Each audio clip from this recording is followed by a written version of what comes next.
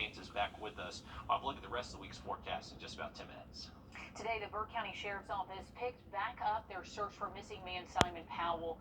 They tell us the search was called off pretty shortly after it started so they could focus on other parts of the investigation.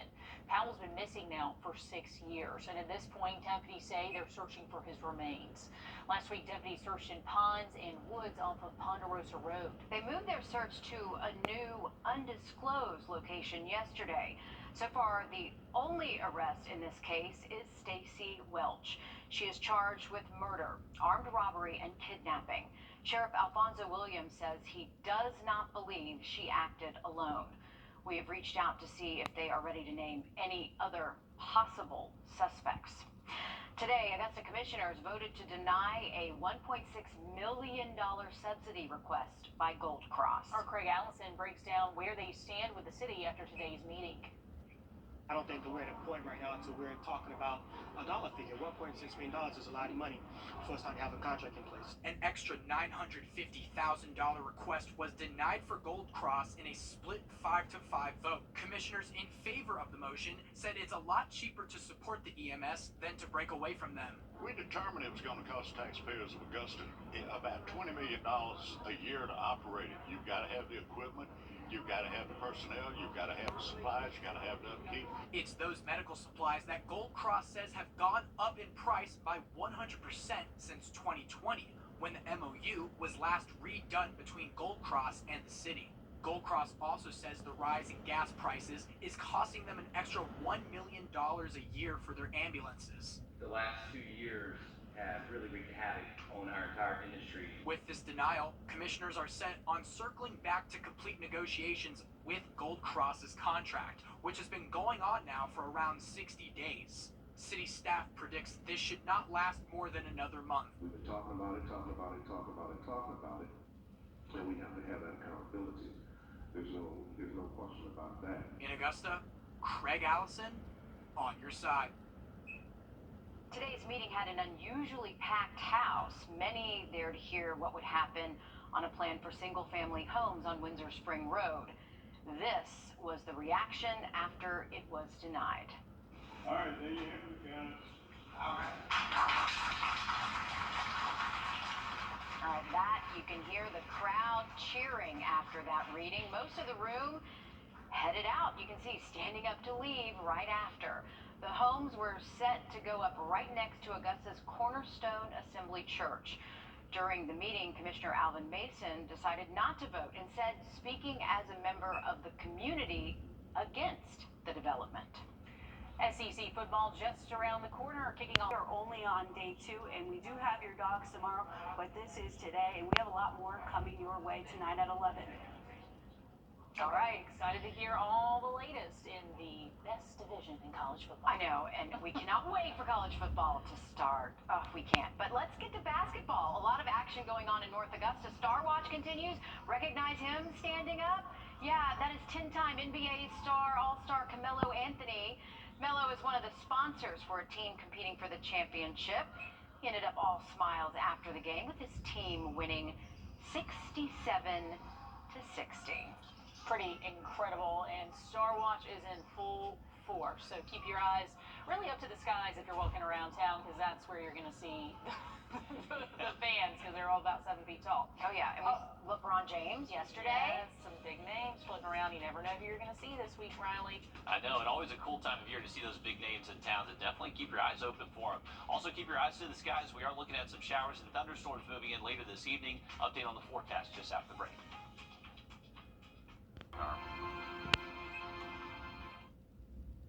I think Izzy's cry came before he actually drowned. Tonight, the I-Team is digging deeper into a report revealing what happened the day Izzy Scott died. The 4-year-old drowned on his second day of swim lessons, but now his family believes there were warning signs on day 1. The Burt County Sheriff decided not to press criminal charges against the swim instructor, so the case is now in the hands of the district attorney. Tonight, Izzy's family is speaking out, and they hope DA Jared Williams is watching. Yes, Jesus loves me. Yes, Jesus loves me. It's been more than a month now since Izzy Scott went to be with Jesus. The whole future just snatched away from him in 1 second. He'll never graduate school, have another Christmas or birthday party. The photos and videos now serve as life rafts to precious memories, as grief isn't the only journey Izzy's family feels forced to navigate. We're mad, Meredith. We are fighting mad. And we will not stop until Izzy gets justice and legislation is passed to save every other child from his watery grave. Lydia Glover Fields is Izzy's great aunt. When Burke County Sheriff Alfonso Williams announced he wasn't charging anyone with anything in connection to Izzy's death, she took a closer look at the case. There's just too many things not adding up. The I-team also combed the 22-page report. In it, a child in the class references a child coughing who got onto the concrete once out of the pool. Glover Fields says another aunt remembered Izzy telling her he swallowed a lot of water the first day. So she was kind of playing with him and said, oh, so you're trying to drink all the water in the pool. And he was like, yeah, I guess so. She said, but I was coughing and I was throwing up. And she says that explains why Izzy, who loved the water, was afraid to go back that second day. According to the report, Izzy's mother, Dory, told investigators he didn't want to go to lessons that morning, even asking her, what if I drowned? If it wasn't child endangerment, you would have called Dory and said, look, he had a situation where he took on too much water. I need you to watch him tonight and then make sure he's good to come tomorrow. This is the proper thing to do. But you didn't do that. What did you do? You sat him on the concrete and resumed classes. Izzy's grandmother worries the teacher isn't physically strong enough to be teaching. And she couldn't even get Izzy out of the pool. That's another thing. Documents show at least 5 other people told deputies the swim teacher had to ask for other adults to help her get Izzy out of the water. Why did you have a vacuum in the pool the entire time the kids were there? The report confirms it was visible in the pool when deputies arrived. Still, the family says they weren't surprised the teacher wasn't charged. We were getting posts where she was Citizen of the Year. If you look at the documentation and the evidence report, she went to talk to the sheriff's wife, who she knew, and they suggested that she go and talk to the sheriff. All things they hope D.A. Williams will take into consideration. Be fair, just be fair. Just do what you would do if it was your child. For Bible tells me so. The swimming instructor, who again has not been charged, no longer lives in Burke County, but traveled from North Carolina to hold summer swim lessons in a backyard pool. There were 10 kids in Izzy's swim class. As we've reported, there are few, if any, regulations for private citizens who teach swim lessons for money. And Izzy's family is really hoping his story will inspire Izzy's law so something like this doesn't happen again. So there are regulations on those private pools. They say it will also protect instructors too, so there'll be a clear set of rules laid out so everyone is on the same page. Of course, we'll keep you posted. We'll take a look at Monday. Get ready for the heat, though, back into the mid-90s. The future of deliveries and unmanned commercial flights is starting right here in our own backyard. We're going to give you a behind-the-scenes look at testing going on right now after the break. Plus, neighbors in New Ellington say their community can't handle a plan for more than 200 new homes. Why they're fighting against it after the break. The live bike. The heat makes us less safe. Because the last place we want more criminals with guns is here. Neighbors in New Ellington are speaking out after hearing about a plan for 200 new homes at last night's city council meeting. Neighbors we spoke to say roadway and water infrastructure just can't handle the new development. Our Claire Allen also spoke with the city to see where those plans stand.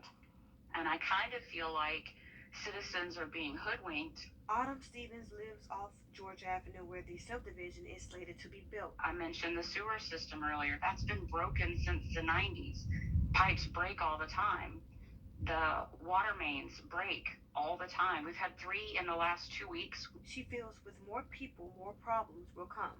we can't sustain the people that are already here.